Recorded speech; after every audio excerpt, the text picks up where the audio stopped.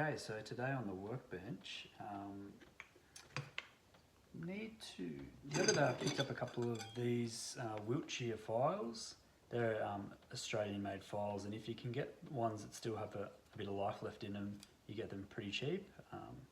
Got these from a tip shop, which is a reuse shop for next to nothing, and they should, yeah, I left one behind that didn't have much life left, but these have a bit of life left, and yeah, they should clean up pretty well.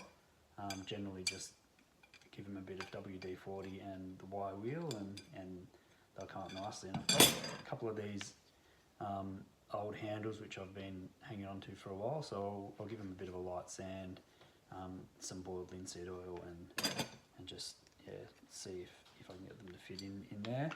And also, would you believe it or not, I am actually in the process of restoring 2 cheese slicers. I don't know if anyone's ever seen these, but yeah, they're really handy to have. Both of them, the handles have come off. I'd had this one sitting in my projects to-do box for a while, and then I think my wife got sick of waiting and bought another one, and then that handle's come off, so I'm going to do both at once. Starting with, yeah, I think I'll just, while I'm doing these, get some boiled linseed oil on this as well, a bit of a sandback, and then just you know, attach them together. Also, did you know that in every old axe handle, this one would have been from an axe head? I was unable to get the full handle out of the eye, or cause damage to the inside of the wood inside the eye, so you know, ended up just cutting it off. So you've got this old axe handle with pretty good wood. I think this one is spotted gum, but then within every axe handle there is actually 2 hatchet handles. Generally I'll measure, you know, about the middle and make a cut there, and then that enables you to have one sort of straight hatchet handle that fits you know, hatchets with a larger eye, and then one here that's still got the palm swell. It has, you know, it's a lot thinner, so it's got a lot smaller hatchets, and generally I'll cut these down to probably about, you know, 30 centimetre mark is what I generally like for them.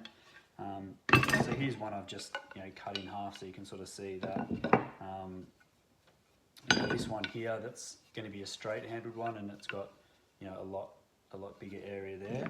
You could fit something like this, you know, this on the top, just with a bit of work around there, and then, you know, you're going to have minimal work, you know, at the back end, and then you've got a nice, you know, it's going to look pretty nice, you know, with a bit of boiled linseed oil and put back together, and then you're sort of pairing a vintage, you know, hatchet with, you know, a vintage handle. So you know, sometimes they look a bit funny when you've got a brand new handle on a sort of vintage axe head.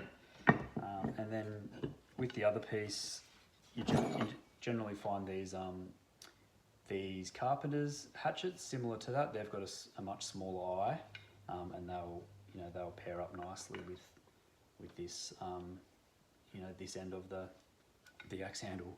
You know, what's this one here is a Plum USA. I'm not an expert on these. There's slight variations. Some are, you know, carpenter's hatchets.